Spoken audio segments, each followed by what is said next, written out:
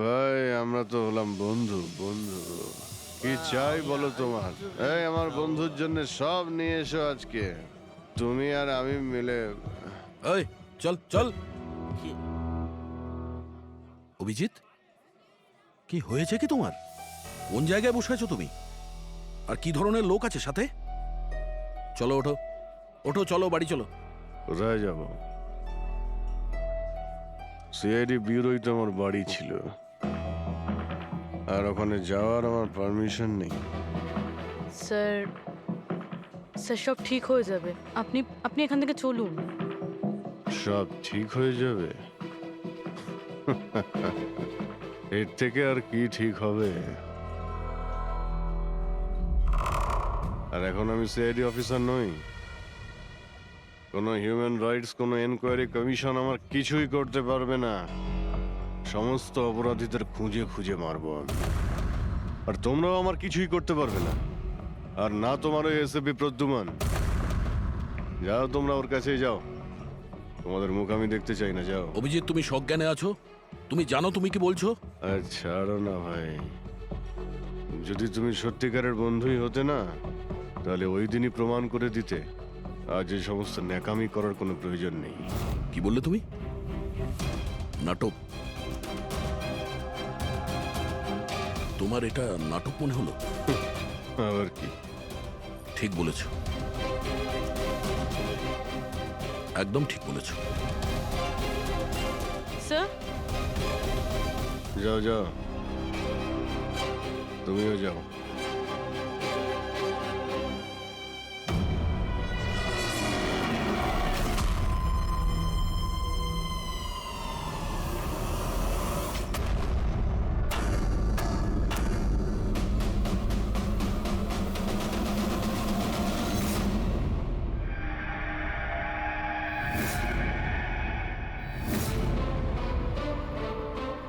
এই, কে এখানে? আমার চোখ কেন বেঁধে রেখেছো? বলো আমাকে, কোথায় নিয়ে এসছো আমাকে? কে তোমরা? এই, খোলো আমাকে।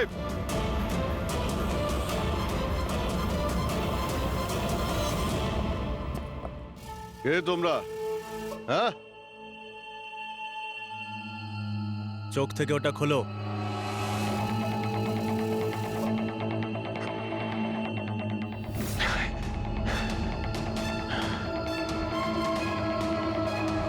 তোমরা জানো কাকে কিডন্যাপ করেছো? একজন সিআইডি অফিসারকে। অভিজিৎ, তুমি আর এখন কোনো সিআইডি অফিসার নও। Senior inspector Abhijit CID duty থেকে সাসপেন্ড থাকবে। ভয় পেও না, আমাদের থেকে তোমার কোনো ভয় নেই। আমাদেরকে নিজের বন্ধু ভাবতে পারো। বন্ধু?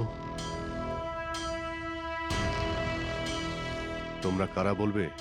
সব জেনে যাবে অভিজিৎ, আমরা কে আর তোমার থেকে কি চাই। অন্ধকারে লুকিয়ে রয়েছো কেন? সাহস থাকলে সামনে এসো।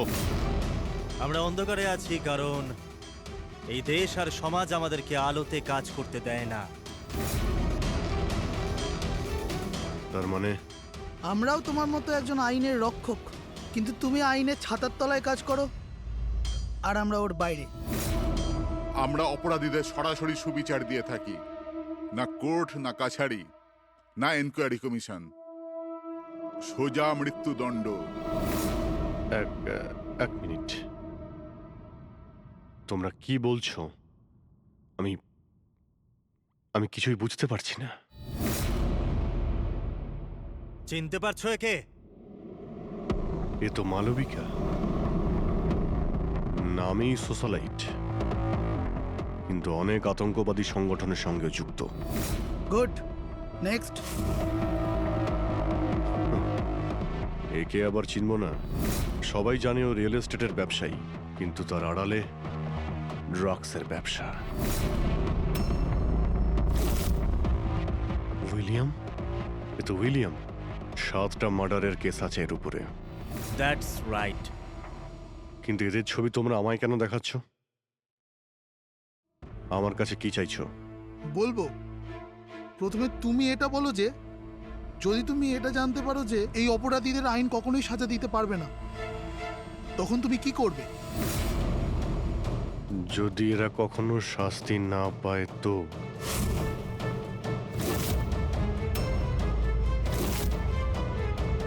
তো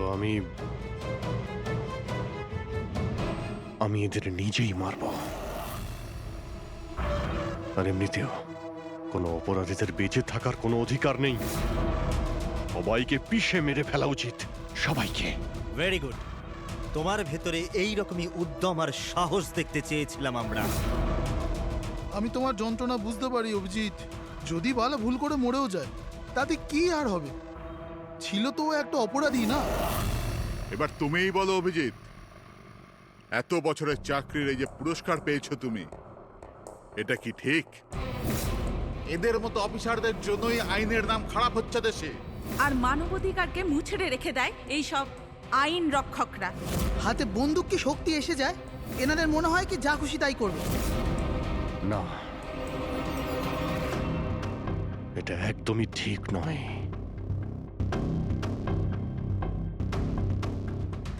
শুধু আমিই জানি সবার সামনে এইভাবে অপমানিত হতে ঠিক কেমন লাগে, কতটা যন্ত্রণা হচ্ছে আমার। আমরা বুঝতে পারছি অভিজিৎ। এই জন্যই তো তোমার দিকে বন্ধুত্বের হাত বাড়াতে চাই। আমাদের গ্যাংয়ের কাজ হলো এই অপরাধীদের শাস্তি দেওয়া, যাদেরকে আদালত খোলা ছেড়ে দিয়েছে। হাত মেলাবে আমাদের গ্যাংয়ের সাথে? এত কি ভাবছো অভিজিৎ? আমাদের সঙ্গে থাকবে নাকি ওই সিস্টেমের সাথে, যে অজান্তে হওয়া একটা ঘটনার জন্য তোমাকে শাস্তি দিয়েছে? আমি জানি না যে তোমরা কারা, তবে লড়াই যখন অপরাধ আর অপরাধীদের বিরুদ্ধে, তখন আমার উত্তর সব সময় হ্যাঁ। কিন্তু এর প্রথমে তোমাকে বিশ্বস্ততার পরীক্ষা দিতে হবে। বিশ্বস্ততার পরীক্ষা? এই লোকটা কে? গগন, যে 5 জন মহিলাকে খুন করেছে, আর আদালত একে মানসিক ভারসাম্যহীন হিসেবে মুক্তি দিয়ে দিয়েছে। নাও রিভলভার আর চালাও গুলি।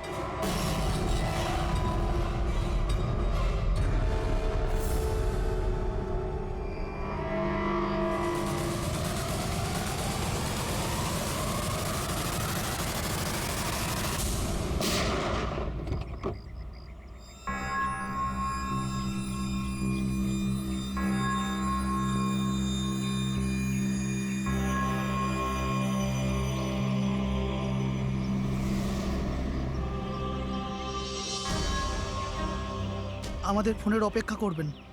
আর হ্যাঁ, যা আপনার অসুবিধা হলো না, ওর জন্য সরি। আর একটা কথা মাথায় রাখবেন, ফোন সবসময় নিজের সাথে রাখবেন। যদি বাথরুম যেতে হয় তবেও।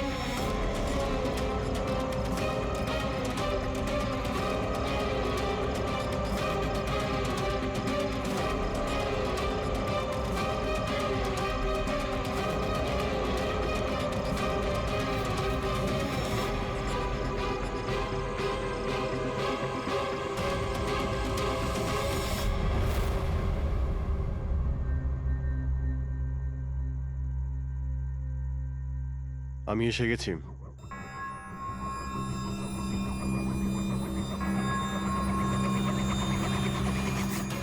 আমাদের সন্দেহই ঠিক। মানে যে গল্পটা আমরা ফেদেছিলাম সেটা বিশ্বাস করেছে ওরা। এটা তো হওয়ারই ছিল। যে জালে ওরা ফেসেছে সেটার প্ল্যান আমরা 1 মাস আগেই করেছিলাম। তবে স্যার, এত নামী অপরাধীদের একের পর এক খুন হওয়া, এটা কোনো কোইন্সিডেন্স হতে পারে না। স্যার, এই সমস্ত অপরাধীদের নতুন শত্রু কে এসছে? সেটাই তো আমি ভাবছি দয়া।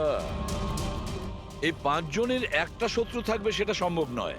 কিন্তু স্যার, আলাদা আলাদা থাকলে তারা একসাথে হামলা করলো কিভাবে? পুরবি লোকগুলো আলাদা হতে পারে, কিন্তু গ্যাং একটাই, মোটিভও একটাই, খারাপ মানুষগুলোকে শেষ করা। কিন্তু আইনকে নিজের হাতে নিয়ে আলাদা আলাদা শহরে আলাদা আলাদা সময়ে খুন করা, এত লম্বা প্ল্যানিং কেউ একা করতে পারবে না। একদম ঠিক বলছো অভিজিৎ। মনে হয় তুমি কিছু পেয়েছো। হ্যাঁ হ্যাঁ বস। কি? বস, এটা একজন খুনির কাজ নয়, কারণ বেশিরভাগ ক্ষেত্রে এক একজন খুনির খুন করার পদ্ধতিটা নিজেদের পছন্দ মতো, কিন্তু এক্ষেত্রে সেটা হয়নি। এই দেখো, একে গুলি করা হয়েছে, গুলি অনেক দূর থেকে করা হয়েছে, কিন্তু সেটা সোজা এসে হার্টে বিঁধেছে, 1 ইঞ্চিও এদিক ওদিক নয়। আর একটা, একে মার্শাল আর্টের একটা বিশেষ পদ্ধতি দিয়ে মারা হয়েছে, খুবই বিপজ্জনক, একটা আঘাতেই শেষ। আর এই তৃতীয় মার্ডার? এই তৃতীয় ব্যক্তিকে বিষ দিয়ে হত্যা করা হয়েছে, একটা ছুঁচলো জিনিস দিয়ে বিষটা ইনজেক্ট করা হয়েছে সোজা আর্টারিতে। বিষটা খুব তাড়াতাড়ি রক্তে মিশেছে আর স্পট ডেড। তাহলে তৃতীয় মার্ডারটাও কোনো এক্সপার্টই করেছে স্যার? হ্যাঁ অভিজিৎ, প্রথম শার্প শুটার, দ্বিতীয় মার্শাল এক্সপার্ট, আর তৃতীয় জন খুব ভালো করে ইঞ্জেকশন দিতে জানে। তারা যারাই হোক, মানুষকে বিশেষভাবে মারার প্রশিক্ষণ প্রাপ্ত এরা, যেমন কোন স্পেশাল এজেন্ট। আর হতে পারে এই গ্যাংয়ে এই ধরনের চিন্তা ভাবনা করার মতো আরো লোক আছে, যারা এই সমাজ থেকে অপরাধীদের সরিয়ে দিতে চায়। স্যার, যদি ওরা এত এক্সপার্ট হয়ে থাকে, তাহলে না ওরা কোনো প্রমাণ রাখবে, না কোনো সূত্র। ওদেরকে ধরবো কিভাবে? লোহাই লোহাকে কাটতে পারে পুরবি। এদের গ্যাংকে ধরার একটাই রাস্তা আছে, বালার মৃত্যুর নাটক। সবকিছু প্ল্যান অনুযায়ী হচ্ছিল স্যার। তারপরে ওরা আমাকে ট্রিগার প্রেস করে একটা লোককে মেরে ফেলতে পারে। এসব কি হচ্ছে? হ্যাঁ, বলেছিলাম না আমরা, তোমার পরীক্ষা নেওয়া হবে, এটা দেখার জন্য যে তুমি এই কাজটাকে পরিণতি দিতে পারবে নাকি। আমায় কাকে মারতে হবে? এমন একজন মানুষ যে মানুষ বলার যোগ্যতা হারিয়েছে, দেশের উত্তরের রাজ্যগুলোতে ড্রাগসের ব্যবসা করে, আর জানি না এর জন্য কত যুবক নিজের জীবন বরবাদ করে দিয়েছে। তার নাম? নিজেকেও অনেক বড় বিজনেসম্যান মনে করে, কিন্তু ড্রাগ ডিলিং করাই হলো ওর আসল কাজ। একবার যদিও শহরে ফিরে আসে, ব্যাস তারপরে ওর কাজ শেষ। নাম? নামে কি এসে যায়? গুলি মারবার ঠিক 1 ঘন্টা আগে তোমাকে বলে দেওয়া হবে যে কবে আর কোথায় গুলি চালাতে হবে। ট্রিগার কি করে টিপে দিলে? ওর যদি কিছু হয়ে যেত, মারা যেত তো? না দয়া, কিছুই হতো না। ওই বন্দুকটা হাতে নিয়ে আমি বুঝতে পেরেছিলাম ওই বন্দুকের মধ্যে কোনো গুলি ছিল না।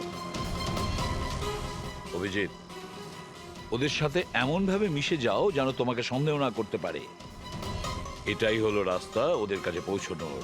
কিন্তু ওরা বড় ধরনের কিছু করে ফেলার আগে যদি আমরা ওদের আড্ডাতে পৌঁছে যাই ওদের গ্রেপ্তার করার জন্য। কিন্তু ওদের আড্ডায় পৌঁছাবো কি করে? তোমার চোখে তো পট্টি বাঁধা থাকে। চোখ বাঁধা ছিল, কিন্তু দয়া, ওদের আড্ডা থেকে বাড়ি পৌঁছানো পর্যন্ত আমি রাস্তাগুলো ভালো করে ফিল করেছি।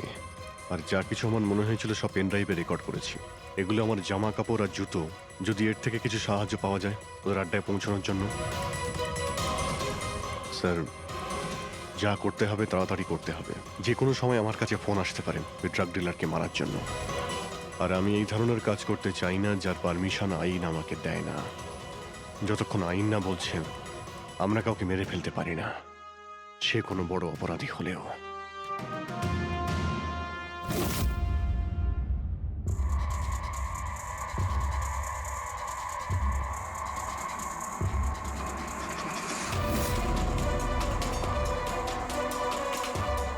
ভালো করে শুনুন, প্রায় 1.5 ঘন্টা লেগেছিল ওদের আড্ডা থেকে আমার বাড়িতে ফিরতে। গাড়ির স্পিড 60-এর উপরে যায়নি। 15 মিনিট গাড়ি ট্রাফিক জ্যামে আটকে ছিল। 10-15, আর ঠিক ওই সময় কাউকে শ্মশানে নিয়ে যাওয়া হচ্ছিল। আর হ্যাঁ, যখন আমি আড্ডা থেকে বেরিয়েছিলাম তখন ওখানে কোনো মন্দিরে আরতি হচ্ছিল, যা মাইকে বাজছিল। প্রায় সব মিলিয়ে 6টা সিগন্যালে গাড়ি দাঁড়িয়েছিল, আর প্রায় 5টা ফ্লাইওভার ছিল। প্রত্যেকটা ফ্লাইওভার ক্রস করতে 40 থেকে 50 সেকেন্ড লেগেছিল। রেলওয়ে স্টেশন, একটা ফ্লাইওভারের নিচে রেলওয়ে স্টেশন ছিল, যেখানে ট্রেনের অ্যানাউন্সমেন্ট হচ্ছিল। ও স্যার হ্যাঁ বলো। এই দেখুন স্যার, এই দেখুন, অনিকেত কুমার স্যার। সিবিআই 2 দিন আগেই ওর সঙ্গে কথাবার্তা বলেছে। স্যার, দেশে অনেক জায়গায় ও ড্রাগসের ব্যবসা করে। এখন কোথায়? ফ্রেডি স্যার দেখছেন স্যার। স্যার, হুম। এটা প্যাডি, ধান। ও ধান। ওই যে তুমি অভিজিতের জামা থেকে যে সুতোটা এনেছিলে সেইটা একটা বস্তা সুতো, পাটের বস্তা। তাহলে ধান আর পাটের সুতো, তার মানে হচ্ছে এটা কোনো গোডাউন, কোনো একটা গোডাউনকে আস্তানা বানিয়েছিল ওরা। এমন একটা গোডাউন যেখানে সবজি বিক্রি হয়, অথবা কোনো ধানের কল। স্যার, স্যার এই রুটটা নিয়েছে এরা। রুটটা সেই রকমই যেরকম অভিজিৎ স্যার বলেছে। আমার মনে হয় এটাই। গুড জব পুরবি। হ্যাঁ ডক্টর সালুকে, কি অভিজিৎকে আনাজের গুদামে রাখা হয়েছিল? অনিকেত আজকে সকালেই গ্রিস থেকে ফিরেছে, এখন অবধি অফিসেও যায়নি। আচ্ছা, গ্যাং থেকে ফোন আসবে অভিজিতের কাছে। আসবে ফোন।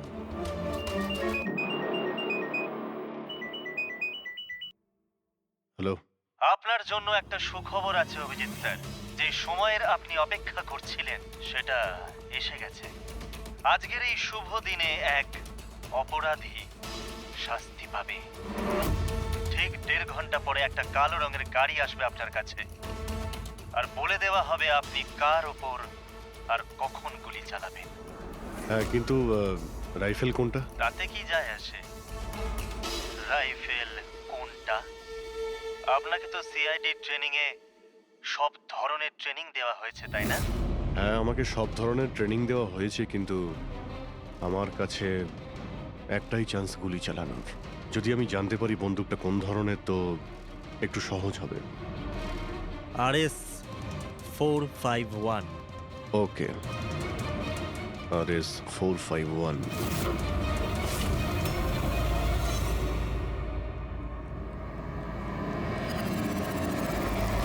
এটা কি বলছেন আপনি? আমার মৃত্যুর ভয় রয়েছে? তাহলে আমি যাবই না কোথাও, ঘরের মধ্যেই লুকিয়ে বসে থাকবো আমি। সমস্ত মিটিং ক্যান্সেল। অনিকেত, বাড়িতে লুকিয়ে থাকলে কোনো লাভ হবে না। ওরা প্ল্যান করে বসে আছে তোমাকে মারার জন্য। ওরা তোমাকে মেরেই ফেলবে। আপনারা কিছু করুন না, আপনারা সিআইডির লোক, বাঁচান আমাকে। বাঁচাবো আমরা তোমাকে। আর এবার গুলি আমাদের অফিসার তোমাকে করবে। তোমার জামার ভেতরে একটা বুলেট প্রুফ জ্যাকেট থাকবে, আর কিছু রক্তের প্যাকেট। কিন্তু স্যার, লক্ষ্য এদিক ওদিক হয়ে গেলে যদি গুলি মাথায় লেগে যেত? কিচ্ছু হবে না, কারণ গুলিটাও নকল থাকবে। আর হ্যাঁ, তুমি তোমার কর্মফল ভোগ করবে। তোমাকে শো করে ওই মাস্টার মাইন্ডকে আমরা আগে ধরবো। এবারে বলো, মিটিং এর জন্য কোথায় যাচ্ছিলে তুমি? পরের মিটিং 1 ঘন্টার মধ্যেই হবে। এই মলের বাইরে একটা লঞ্চে হবে। মলের বাইরে? হ্যালো। আমার মনে হচ্ছে মিশনটা ক্যান্সেল করতে হবে। কিন্তু কেন? বালা বেঁচে আছে।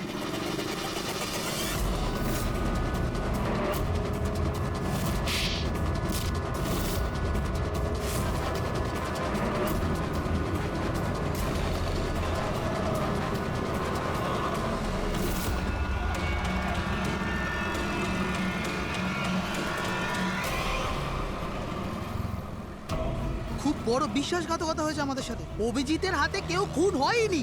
প্ল্যান ক্যান্সেল করব না আমরা। সিআইডি আর অভিজিৎকে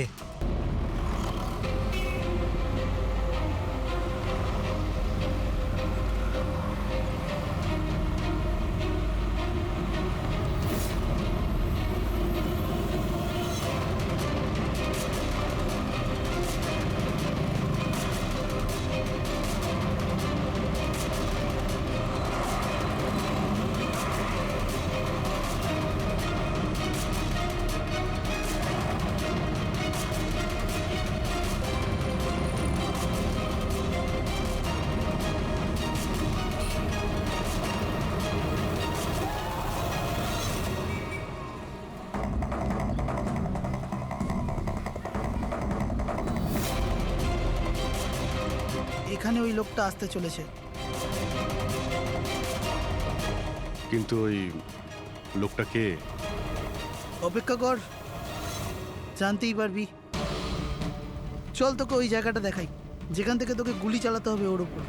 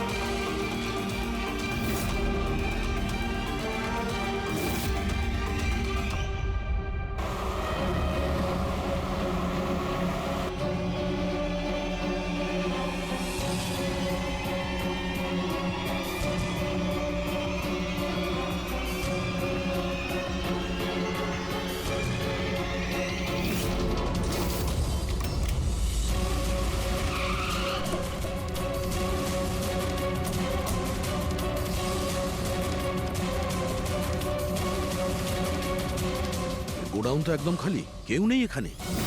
হ্যাঁ স্যার, এটা তো সেই গুদাম নয় যেটা আমরা খুঁজছি। ও দাদা ভাই, কে আপনারা? কি চাই? তুমি এখানে কাজ করো? ইয়েস। এই গোডাউন কো ব্যবহার করছিল কি? না তো, গত 2 বছর ধরে বন্ধ পড়ে আছে। এই গোডাউনটা আমার বস বিক্রি করতে চায়, তা আপনি কি কিনবেন? যদি এটা ওই গোডাউন না হয় তাহলে কোন গোডাউনটা?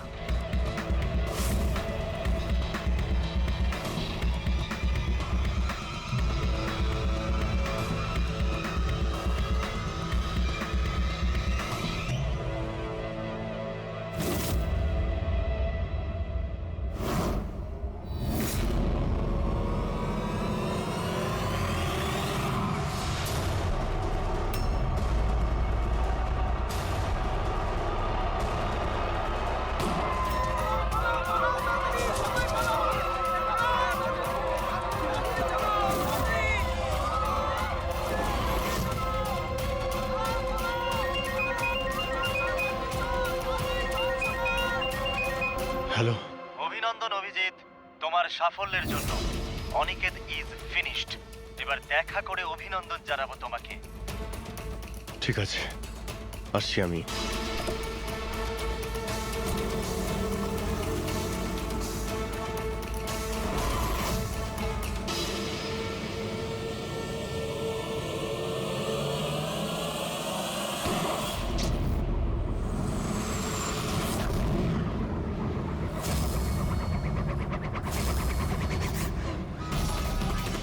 পঙ্কজ, ধরো, ছাড়বে না ওকে।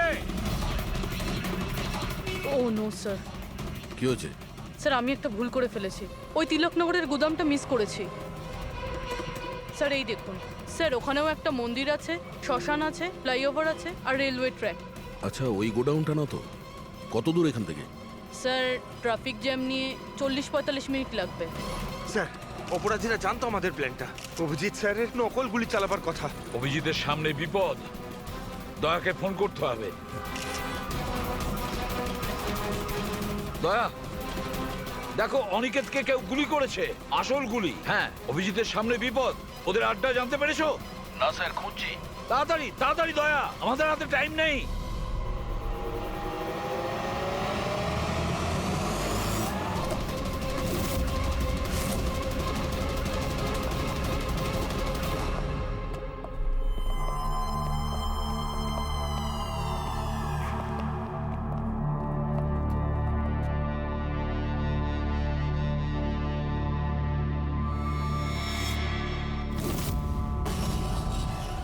অনেক অনেক অভিনন্দন তোমাকে, ওয়েল ডান।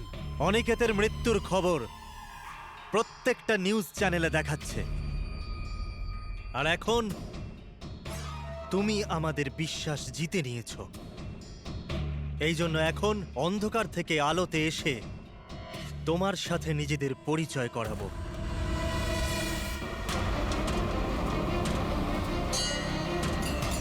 এই মন্দিরটা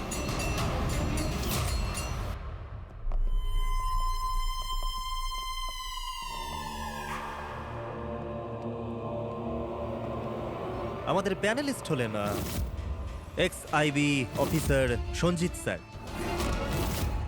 আর এক্স জাজ Mrs Mandira, ex army officer mister Ranbir. ও, তো আপনারা? হ্যাঁ, আমরা।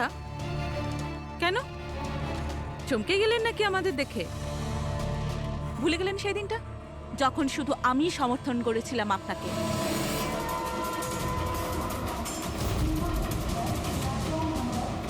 এই হচ্ছে রেলওয়ে স্টেশন। অভিজিৎ, আমাদের সবাইকার লক্ষ্য এক, অন্যায় সাফ করা। কিন্তু আপনাদের চতুর্থ সঙ্গী, ওনার কি হয়েছে? উনি কেন সামনে আসছেন না? আমি সামনে আসবো না, কারণ তুমি একজন বিশ্বাসঘাতক।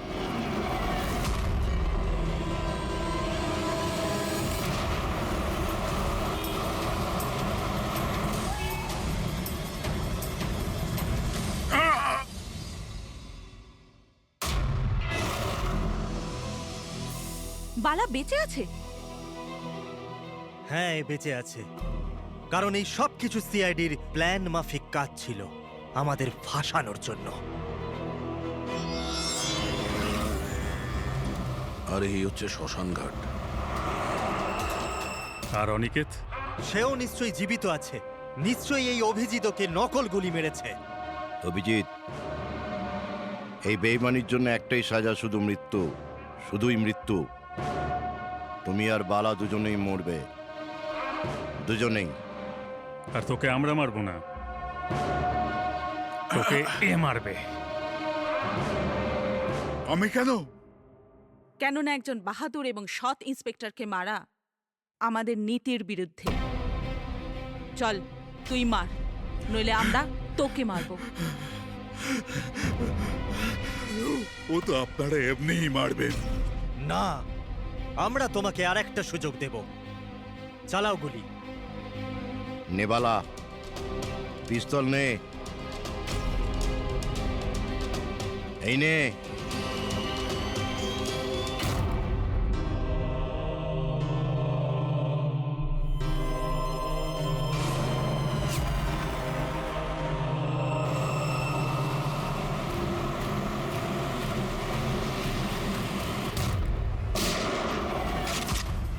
কেউ পালাবে না।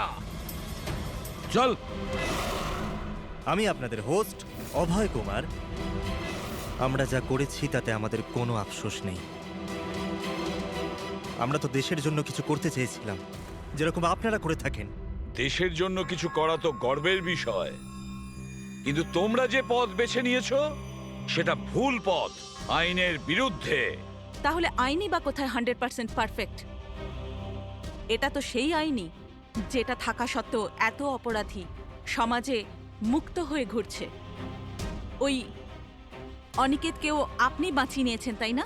হ্যাঁ, অনিকেতকে আমরাই বাঁচিয়েছি, শুধু গুলি থেকে, আইন থেকে নয়, বুঝেছেন?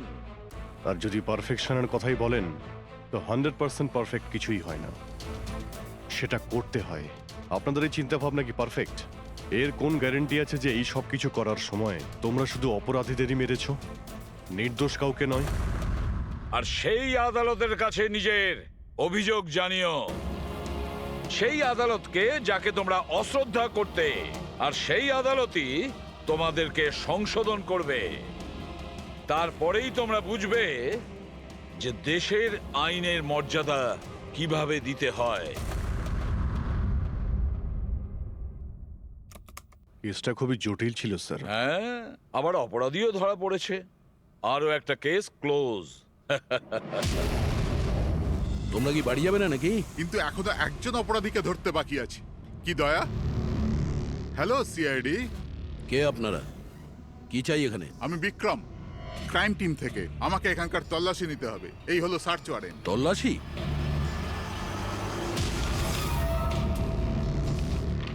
আমাদের আপনাদেরকে অনুরোধ যে আপনারা সবাই আমাদের সাথে কমপ্লিটলি কোঅপারেট করতে থাকবেন। এটা কি আমরা জানতে পারি যে তল্লাশি কেন নেওয়া হবে? দমনের ফাঁসির কেসে আপনাদের সবার এগেনস্টে কমপ্লেন্ট আছে যে আপনারা সবাই এভিডেন্স নষ্ট করতে চেয়েছিলেন।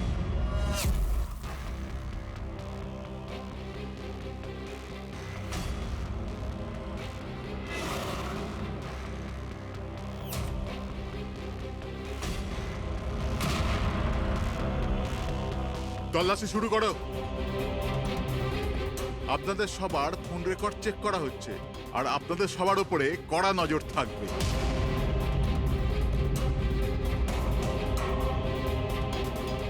আর হ্যাঁ, আপনাদের সবার সাথে একা একা প্রশ্ন উত্তরও করা হবে। আমার আপনাদের ব্যক্তিগত পরামর্শ হলো, যাই বলবেন একদম সত্যি বলবেন। এটাই সিআইডির ভবিষ্যৎ তৈরি করবে। এই, আমরা সিআইডির কোনো গ্যাসের বেলুন নয়। আর তুমি কে আমাদের ফিউচার ঠিক করার? হ্যাঁ, সিআইডির অস্তিত্ব সত্যের উপরে দাঁড়িয়ে রয়েছে, মিথ্যের উপরে নয়। হ্যাঁ হ্যাঁ, আমি জানি আপনারা সিআইডির লোক, জানি আমি।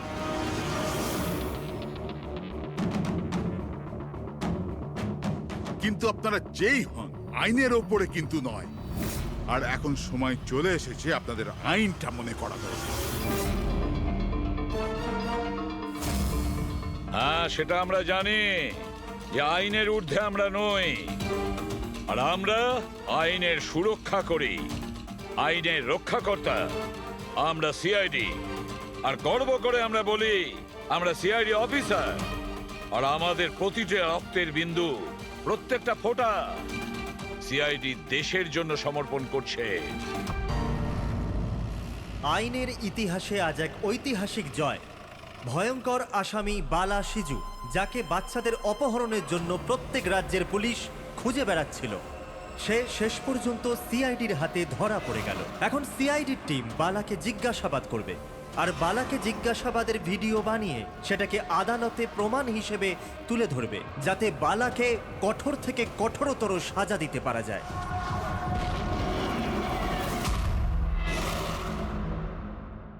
এক কাপ চা পাওয়া যাবে? ওই বাচ্চাগুলো কোথায় যাদের তুই বিক্রি করেছিস? আমি কোনো বাচ্চাকে বিক্রি করিনি। বাচ্চাটা দেশে আছে না বিদেশে আছে? আমার চাটা কোথায় গেল এসিপি স্যার? দেশে নাকি বিদেশে? চুপ! দেখ বালা, ওই বাচ্চাগুলোকে তাদের মা বাবার কাছে পৌঁছে দেবো, আমি কথা দিয়েছি। যদি ওদের কিছু হয় না, তোর অবস্থা আমি এমন করব যেটা তুই স্বপ্নেও ভাবতে পারছিস না।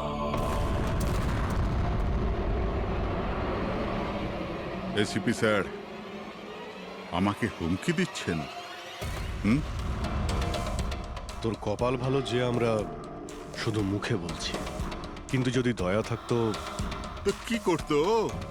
খুব বেশি হলে আমার জন্য এক কাপ চা নিয়ে আসতো।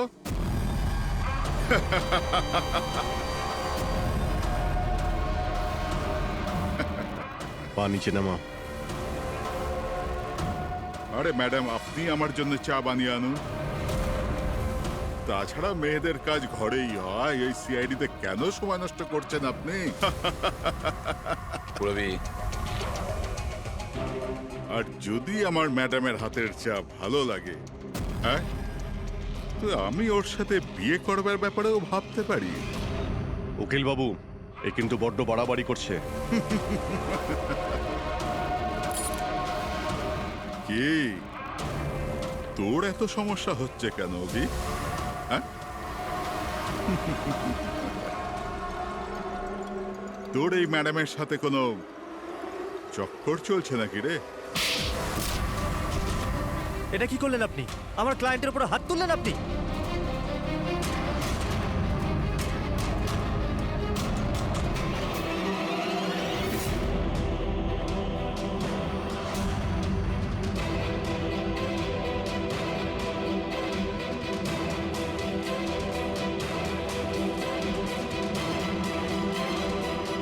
Sir, sir, he is dead. কি?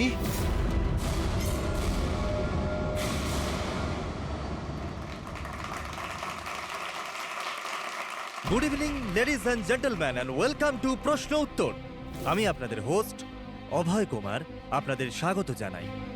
আজকের বিষয় একটা বিতর্ক যে আমাদের দেশের আইনের রক্ষাকর্তারা আইনের থেকেও কি বড়। আপনারা সবাই এটা নিশ্চয়ই শুনেছেন যে সিআইডির সিনিয়র অফিসার অভিজিতের উপরে বালা নামক এক ক্রিমিনালকে হত্যার অভিযোগ আরোপ করা হয়েছে। এই জন্য আমাদের মাঝে আজকে উপস্থিত আছেন নিজেই senior inspector Abhijit from the CID bureau, যার সাথেই এসিপি প্রদ্যুমান স্যারও, ওয়েলকাম স্যার, আর senior inspector Daya CID bureau থেকে। আমাদের প্যানেলিস্ট হলেন ex army officer mister Ranbir, ex IB officer Sanjit sir, আর এক্স জাজ মিসেস মন্দিরা, আর সঙ্গে আছেন ক্রাইমের senior editor Madan Kumar sir, আর সঙ্গে উপস্থিত আছেন সিনিয়র জার্নালিস্ট আর হিউম্যান রাইটস অ্যাক্ট্রেস। তাহলে আমি শুরু করতে যাচ্ছি হিউম্যান রাইটস অ্যাক্ট্রেসকে দিয়ে। বলুন, এই কেস সম্পর্কে আপনি কি বলবেন? এদের মতো অফিসারদের জন্যই আইনের নাম খারাপ হচ্ছে দেশে। একদম ঠিক। হাতে বন্দুক কি শক্তি এসে যায়? এনাদের মনে হয় কি যা খুশি তাই করবে। আর মানবাধিকারকে মুচড়ে রেখে দেয় এই সব আইন রক্ষকরা। হ্যাঁ, আমি তো বলি এদের থেকে বন্দুকটাই ফেরত নিয়ে নেওয়া উচিত। বন্দুক চালানোর নৈতিকতা কি হতে পারে এদের ধারণাই নেই। আমি তো এটা বলবো যে এরা একটা সিম্পল কথাকে রং চড়িয়ে বলছে। বালা সিআইডিদের সঙ্গে খারাপ ব্যবহার করেছিল, আর এর মধ্যে যদি হাত উঠেই যায় তার মানে তো এই নয় যে অভিজিতের ওপর খুনের দাগ লাগিয়ে দেওয়া হবে। আর যদি কোনো অপরাধীর হাতে হতো এই খুন, তো তাহলে কি আপনি ছেড়ে দিতেন? বা সাধারণ মানুষের হাতে? না তো। তাহলে যে নিয়ম সাধারণ মানুষের জন্য রয়েছে তা সিআইডির জন্য কেন হবে না? মিস মন্দিরা, আপনি কখন থেকে চুপ করে বসে আছেন? এই বিষয়ে আপনি কি বলতে চান? অভিবাবু, আমি এই জন্য চুপ রয়েছি যে যেই সিআইডির বাহাদুরির প্রশংসা লোকেরা করে থাকে তাদেরকে আজ এখানে অপমান করাটা ঠিক হচ্ছে কি? দেখুন, আমার মনে হয় তর্কের কোনো শেষ নেই। যে অভিজিৎ ঠিক না ভুল, এগুলো নিজস্ব ভাবনার উপর নির্ভর করে।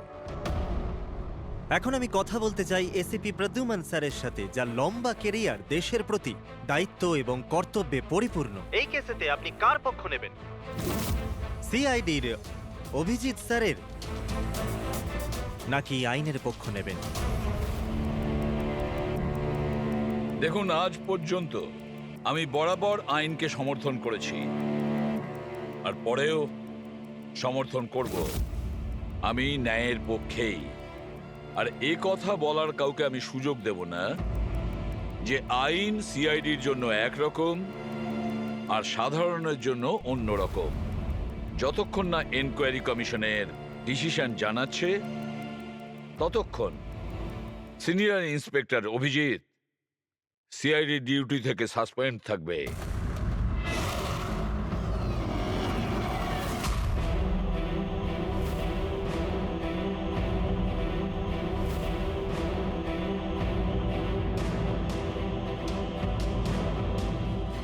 এক মিনিট স্যার।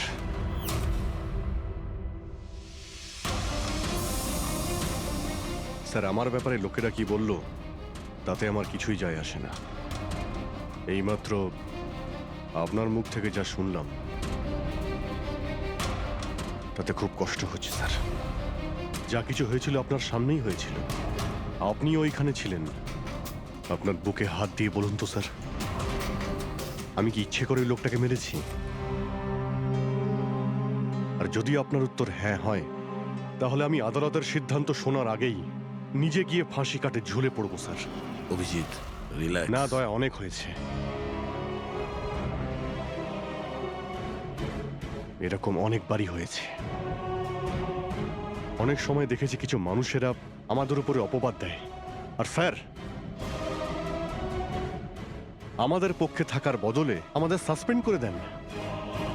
আর আপনারা বড় বড় কথা বলছিলেন মানবাধিকারের। কি বলছিলেন আপনি? আমাদের হাত থেকে বন্দুক নিয়ে নেওয়া উচিত। আজ আপনারা বাড়িতে সুরক্ষিত হয়ে যে হোলি আর দীপাবলি কাটাতে পারেন, সেটা সেই কারণ আমাদের হাতে বন্দুক রয়েছে। সারা রাত ধরে আমরা জাগি যাতে আপনারা নিশ্চিন্তে ঘুমোতে পারেন। যখন অপরাধী এইখানে কপালে বন্দুক ঠেকায় না আর বুকে গুলি চালানোর জন্য হুমকি দেয়, ঠিক তখন আপনাকে এটা মনে করিয়ে দেওয়া হয় যে আপনি অপরাধীকে গুলি করতে পারবেন না, শুধু পায়ে গুলি করতে পারবেন। সেই দিন আমি আপনাদের কাছে হিউম্যান রাইটস আর মানবাধিকারের স্পেলিং জিজ্ঞাসা করব। সেই দিন। আজ আমি সবার সামনে জোর গলায় বলতে চাই, বালার মতো অপরাধীদের বেঁচে থাকার কোনো অধিকার নেই। এমনি তো আদালত তোকে ফাঁসিরই হুকুম দিত। আগে মারা গেছে বলে এত প্রশ্ন কিসের জন্য? এত বছর ধরে সিআইডি যদি আমার হাত বেঁধে না রাখতো, তাহলে এই অপরাধীদের অনেকদিন আগেই আমি শায়েস্তা করে দিতাম। আর এমনিতেও এমন আইন থেকে কি লাভ যা অপরাধীদের শাস্তি দিতে পারে না? আর সেই আইন আমায় কি সাসপেন্ড করবে? আমি নিজেই আইনকে সাসপেন্ড করছি।